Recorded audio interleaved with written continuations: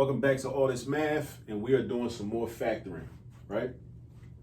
Factoring where we identify a greatest common factor, we pull out the greatest common factor, and then we set up another expression, right? A quantity next to it that if we multiply those two together, we would get back to the original expression, right? This is the fundamental first type of factoring, okay? Now, I also do want to shout out France Fanon because he's on my t-shirt, right? France Fanon, you know, great Pan-African scholar, revolutionary, psychiatrist, born in the Caribbean on the island of Martinique, put in a lot of work in Algeria. He fought with the Algerians against the French in the Algerian Revolution, wrote several books. Wretched of the Earth is probably his most popular book. Wretched of the Earth highly influenced the Black Panther Party for self-defense. It was required reading within their party in the 1960s and 1970s. Also, Black Skin, White Masks, another one of his more famous books. Then he had about 4 or 5 other books, Toward a Dying Colonialism, and some other titles that I don't know, that I should know, but forgive me. But if you just do some research on France Fanon, you'll find his book titles. You'll definitely find his book titles. I highly recommend that you familiarize yourself with him and with his work, especially in these times. All right? So I just wanted to point him out and shout him out since he's on my shirt anyway. And somebody that's watching this video might be wondering who that is on your shirt anyway. So I just told you. Now you can go forth, go down the rabbit hole, learn more about the brother. All right? Now, this expression, negative 18x. First step, read the expression, understand it, you know, become comfortable with it, become familiar with it. We have negative 18x plus 12y plus 6. Now our instructions are to factor it. What does that mean? That means take this singular expression, even though it's got 3 terms, right? 1, 2, 3. That's one expression. Those 3 terms make up one expression, all right? We want to take that one expression and break it down into multiple expressions, either 2 expressions or 3 expressions. In this case, I already know it's only going to be 2, it become 2 expressions, but we want to break it down into separate expressions. We want to take this one expression and break it down into separate expressions. That's what we're doing when we factor, all right? When we factor, that's what we do, all right? So what we look for is something called a GCF. GCF is an acronym. It stands for Greatest Common Factor. Greatest Common Factor. Factor meaning a number or a term that can be multiplied evenly into each of the terms that you see. Common meaning all the terms share that term. They have it in common. Greatest meaning if there are multiple terms that can be multiplied into each of these, right? You want to pick the greatest one, all right?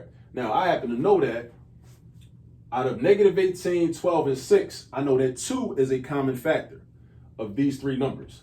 But is 2 the greatest? It's not. And those are the types of questions that you got to ask yourself when you're trying to do these type of problems. Is 2 the greatest common factor? Because we are looking for the GCF. The GCF will help us because that's part of our answer, the GCF. So you might want to just write down GCF right here. All right. Now I know 2 is a common factor, but 2 is not the greatest. I also know that 3 is a common factor. 3 times 2 is 6. 3 times 4 is 12. 3 times 6 is 18. That's easy to me, not only because I've been doing this for almost 40 years, but because of the fact that I know my multiplication facts. You have to learn your multiplication facts. I can't preach that enough. Study and practice your multiplication facts on a daily basis from 1 times 1 up to 12 times 12. It's never too early and it's never too late. If you're in high school right now, you still don't know them, go learn them. Go ahead and learn them. You will need them. You're going to need them even when you're grocery shopping. It's helpful to just know your multiplication facts. Anytime you spend any type of money, you need to know your multiplication facts off the top of your head. You just do. All right. Now, 3 is not the greatest. 3 is common, but 3 is not the greatest. 6 is the greatest common factor because 6 times negative 3 is negative 18. 6 times 2 is 12. 6 times 1 is 6. 6 is the greatest common factor. Now, it's not 6x. Somebody might think, well, what about x? Can it be 6x? No, it can't be 6x. Let me tell you why it can't be 6x. It can't be 6x because this term has an x. This term does not. Neither does this one. So x is not common. Somebody might be looking at this video saying, well, can it be 6y?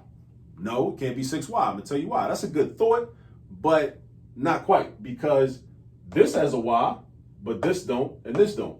Think about what the word common means. Think about the letter C in GCF, common, meaning that they share it. They all got it. They share it. They have it in common. That's something they got in common, meaning they all got that, right? 6 is common because 6 can multiply into 6. 6 can multiply into 12. 6 can multiply into negative 18. 6 is something that's common. Just like 2 and 3 were also common, but 2 and 3 weren't the greatest. They weren't the biggest number possible. So that G part is also important, right? Even though 2 and 3 were also factors, right? The F stands for factor. 6 is the greatest common factor, right? See, you can find common factors, but you want to make sure you got the greatest, all right? Because if you don't find the greatest, then your answer won't be factored completely, and you would have to factor again. You'd have to repeat the step again, which is not always a bad thing, but in terms of efficiency with problems like this, you want to just find the greatest common factor. You don't want to find a common factor and then have to find another common factor and another common factor and keep doing the step over and over again. You want to just do the step one time. So now that we established that, we know what the greatest common factor is. We know it's 6. We know it's not 6x. We know it's not 6y. It's just plain 6, just regular 6, right? So you write the 6 down, then you put parentheses. You put parentheses. Now the question is, what's going to go inside the parentheses? And another question is, how do I figure out what goes inside the parentheses? The way you figure it out is by doing division. By doing division. Then you ask the question, well, what do I divide?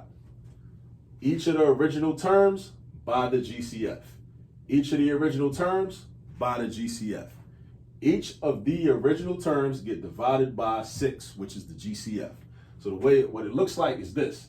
Negative 18x divided by 6. Negative 18 divided by 6 is negative 3. So we got negative 3x.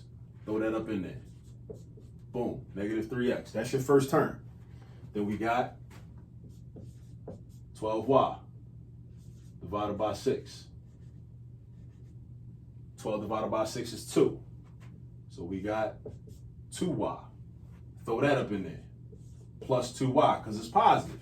It's positive, so it's plus 2y.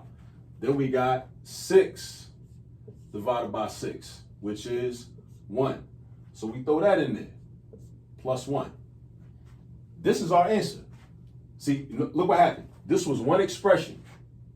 I broke it down by factoring into 2 expressions. 6 is its own expression, and then we got another trinomial, meaning 3 terms, as in tricycle, like a tricycle has 3 wheels, right?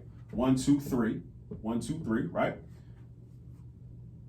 Negative 3x plus 2y plus 1, right? So I factored it, or I broke it down. I broke it down into separate expressions.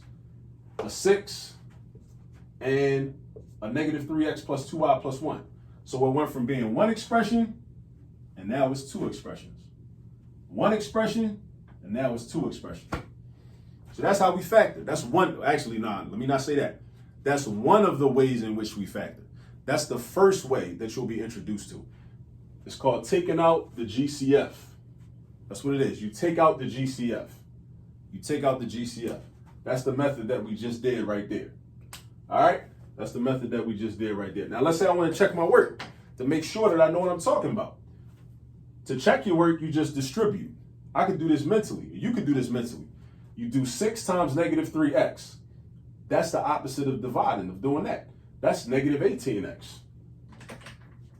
So that's good. Then we do 6 times 2y, which is 12y, because 6 times 2 is 12. So that's good. Then we do 6 times 1, which is 6.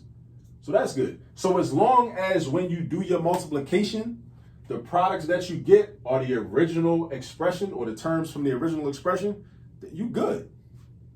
You good. That's how you know you're right. So the correct answer to this problem is 6 times the quantity, negative 3x plus 2y plus 1.